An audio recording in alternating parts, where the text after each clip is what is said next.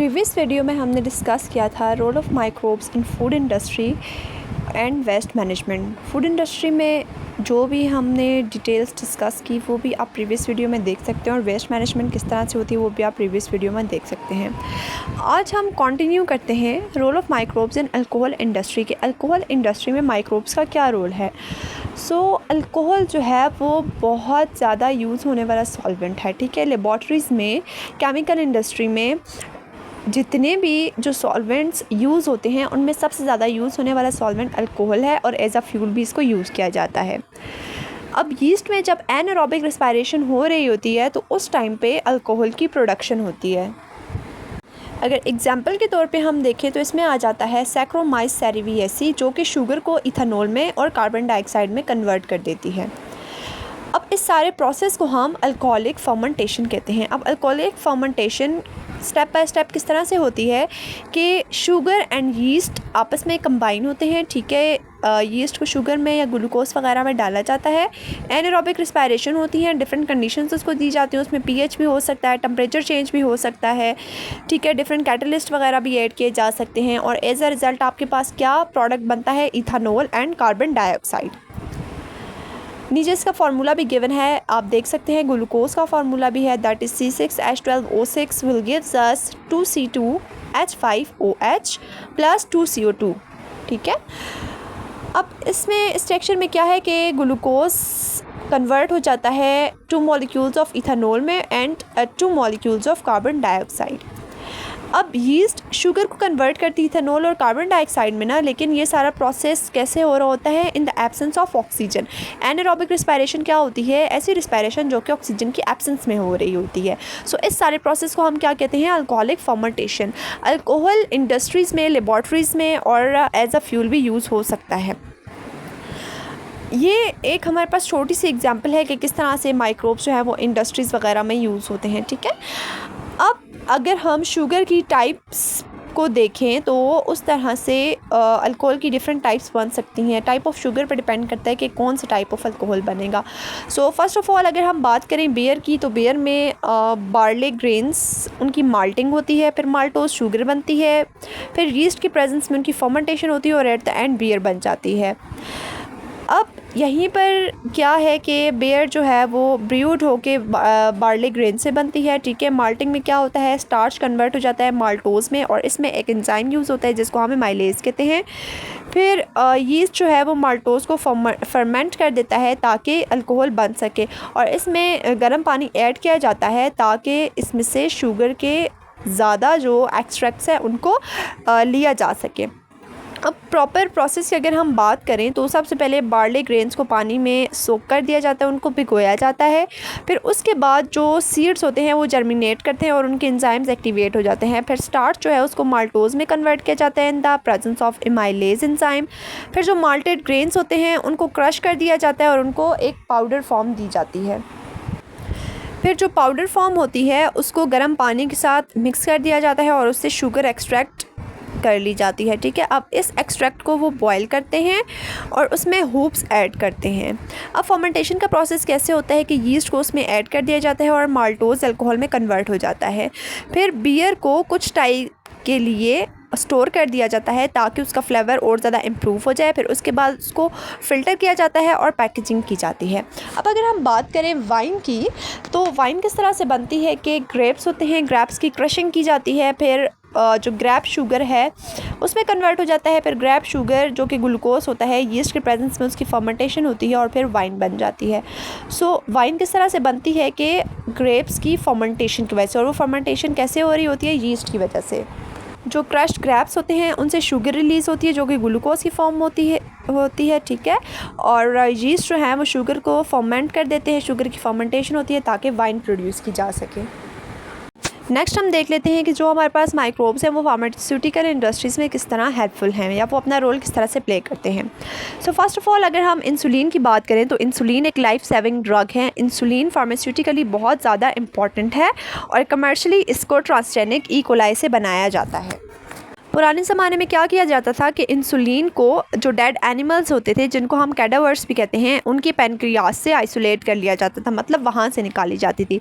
लेकिन आज जो ह्यूमन इंसुलिन का जीन है उसको ई कोलाई में इंट्रोड्यूस किया जाता है। और ये किस टेक्नोलॉजी या किस प्रोसेस के थ्रू होता है? Recombinant DNA technology. इसमें क्या यूज़ होती है? Recombinant DNA technology. नेक्स्ट अगर हम देखें कि microbe as a source of drug किस तरह से हैं, तो बहुत सारे फार्मास्यूटिकल कंपाउंड्स ऐसे हैं जिनकी मार्केट में बहुत ज़्यादा इंपॉर्टेंस है और उनको डिफरेंट माइक्रो ऑर्गेनिज्म से लिया जाता है। फॉर एग्जांपल इंसुलिन होगी, पेनिसिलिन होगी, मोनोक्लोनल एंटीबॉडीज़ होगी, साइक्लोस्पोरिन होगी।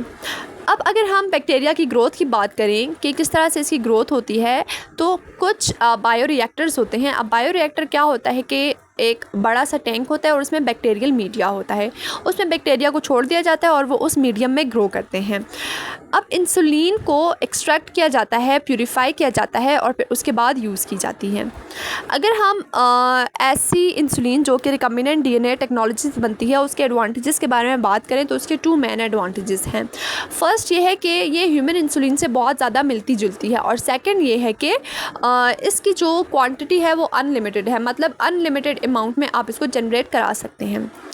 अब अगर हम ये देखें कि रिकम्बिनेंट डीएनए टेक्नोलॉजी में ह्यूमन इंसुलिन कैसे बनाई जाती है, तो फर्स्ट स्टेप आ जाता है कि ह्यूमन इंसुलिन जीन को आइसोलेट करना, फिर उसको प्लाज्मिड में इंसर्ट करना। ठीक है, प्लाज्मिड क्या होता है कि जो ई कोलाई है ना उसके डीएनए में, ठीक है, इंसर्ट करना। फिर उसके बाद जो रिकम्बिनेंट प्लाज्मिड होता है उसको ई कोलाई के अंदर इंट्रोड्यूस करना, फिर बैक्टीरिया मल्टीप्लाई होते हैं और ह्यूमन इंसुलिन का जीन एक्सप्रेस करते हैं। फिर उसके बाद इंसुलिन एक्सट्रैक्ट कर ली जाती है और दैन उसको प्यूरिफाई करते हैं और फिर प्योर ह्यूमन इंसुलिन रेडी हो जाती है। दैन उसको इंजेक्शन के थ्रू डायबिटीज़ के पेशेंट को दिया जाता है। अब जितने भी हमारे पास ये इंसुलिन है वो यूज़ होती है डायबिटीज़ की ट्रीटमेंट में, और इसके अलावा इससे मिलियन ऑफ पीपल्स की जो लाइफ है वो बची भी है, ठीक है, और उनकी जो लाइफ क्वालिटी है वो भी इम्प्रूव हुई है। सो माइक्रोब्स क्या हैं, वो टिनी फैक्ट्री के तौर पे काम करती हैं, ठीक है, स्मॉल फैक्ट्रीज़ के तौर पे काम करती हैं जो कि मेडिसिन्स वगैरह बनाती हैं और मिलियंस ऑफ लाइफ्स सेव करती हैं। अगर हम बात करें फार्मास्यूटिकली इम्पॉर्टेंट कंपाउंड्स की, तो उसमें हमारे पास 3 कंपाउंड्स ऐसे हैं जो कि बहुत ज़्यादा इंपॉर्टेंट हैं। सो फर्स्ट वन आपके पास आ जाता है पेनिसिलिन। पेनिसिलिन ऐसी एंटीबायोटिक्स का ग्रुप है जो कि पेनिसिलियम फंजाई से ली जाती हैं। ये एज अ सेकेंडरी मेटाबोलाइट पे यूज़ होती है। जब फंगस की ग्रोथ इनहिबिट हो जाती है ना, किस वजह से इनहिबिट होती है कि डिफरेंट स्ट्रेस कंडीशंस आ जाती हैं, डिफरेंट हार्श कंडीशंस आ जाती हैं, तो ये एज आ सेकेंडरी मेटाबोलाइट यूज़ होता है। अब एक्टिव ग्रोथ के दौरान ये प्रोड्यूस नहीं हो रहा होता, ठीक है, जब ग्रोथ एक्टिव होती है उस टाइम पे ये प्रोड्यूस नहीं हो रहा होता। अब अगर हम पेनिसिलिन के सोर्स की बात करें तो पेनिसिलियम इसका मेन सोर्स है और यूज़ कैसे की जाती है कि डिफरेंट एंटीबायोटिक्स में यूज़ की जाती है ताकि बैक्टीरियल इन्फेक्शंस को ट्रीट किया जा सके। For example penicillin. अगर हम साइक्लोस्पोरिन की बात करें तो साइक्लोस्पोरिन एज आ इम्यूनो सप्रेसिव एक्ट करता है और ऑर्गन ट्रांसप्लांट पेशेंट्स में यूज़ होता है, ठीक है, ऐसे पेशेंट्स में यूज़ होता है जिनमें ऑर्गन की ट्रांसप्लांट की जाती है। इसको भी एक फंगस से प्रोड्यूस किया जाता है जिसका नाम है ट्राइकोडर्मा पोलीस्पोरम। अब सोर्स क्या है, ठीक है, इसका सोर्स जो अभी हमने ऊपर डिस्कस किया, ट्राइकोडर्मा पोलीस्पोरम, और यूजेस कैसे हैं कि जो ट्रांसप्लांटेड ऑर्गन्स होते हैं, फॉर एग्जांपल एक बंदे से दूसरे बंदे में ऑर्गन ट्रांसप्लांट किया जाता है और उस ऑर्गन की रिजेक्शन ना हो, उस रिजेक्शन को प्रिवेंट करने के लिए और इम्यून रिस्पॉन्स को सप्रेस करने में भी हेल्प आउट करता है, ठीक है। अब जो साइक्लोस्पोरिन होता है ये किस तरह से एक्ट करता है कि इम्यून सेल्स की एक्टिविटी को स्टॉप कर देता है और बॉडी को हेल्प आउट करता है कि वो ट्रांसप्लांटेड ऑर्गन को एक्सेप्ट कर ले। लास्ट वन आपके पास जो इंपॉर्टेंट कंपाउंड है दैट इज़ लोवास्टैटिन, और लोवास्टैटिन यीस्ट से प्रोड्यूस होता है जिसको हम मोनास्कस परप्यूरियस कहते हैं, ठीक है। ये इसका काम क्या होता है कि ये ब्लड के अंदर कोलेस्ट्रॉल लेवल को मेंटेन करता है, कोलेस्ट्रॉल लेवल को लो करता है, ठीक है, और as a competitive inhibitor act करता है डिफरेंट एंजाइम्स के लिए, और उन एंजाइम्स के लिए स्पेशली एक्ट करता है जो कि कोलेस्ट्रॉल की सिंथेसिस करते हैं। और किस तरह से कंट्रोल करता है, किस तरह से एज अ इनहिबिटर काम करता है कि ये कोलेस्ट्रॉल की सिंथेसिस को स्टॉप कर देता है। अब इसका सोर्स क्या है, एक सोर्स है इसका yeast that is Monascus purpureus, ठीक है, और यूजेस की अगर हम बात करें किस लिए ये यूज़ होता है तो ब्लड कोलेस्ट्रॉल लेवल्स को कम करता है और कार्डियोवैस्कुलर डिजीज से बचाता है। लेवोस्टैटिन जो है हमारे पास वो HMG कोएंजाइम ए रिडक्टेस को कम्प्लीटली स्टॉप कर देता है, उसको इनहिबिट कर देता है ताकि वो कोलेस्ट्रॉल की सिंथेसिस ना करें। सो जितने भी माइक्रो ऑर्गेनिजम्स हैं, चाहे वो फंजाई हो गया, यीस्ट हो गया, वो वैल्यूएबल कंपाउंड्स बनाते हैं जो कि एंटीबायोटिक्स, इम्यूनोसप्रेसेंट और कोलेस्ट्रॉल लोअरिंग एजेंट्स में यूज़ होते हैं और मॉडर्न मेडिसिन में अपना रोल प्ले करते हैं। सो आज की वीडियो में हमने डिस्कस किया कि किस तरह से फार्मास्यूटिकल इंडस्ट्रीज़ और अल्कोहल इंडस्ट्रीज़ में माइक्रोब अपना रोल प्ले करते हैं। अगर आपको कोई भी कन्फ्यूजन हो तो आप लोग कमेंट सेक्शन में पूछ सकते हैं। नेक्स्ट वीडियो में मिलते हैं एक और बहुत ही ज़्यादा इंटरेस्टिंग टॉपिक के साथ। सो जुड़े रहिएगा, मिलते हैं नेक्स्ट वीडियो में। अल्लाह हाफ़िज़।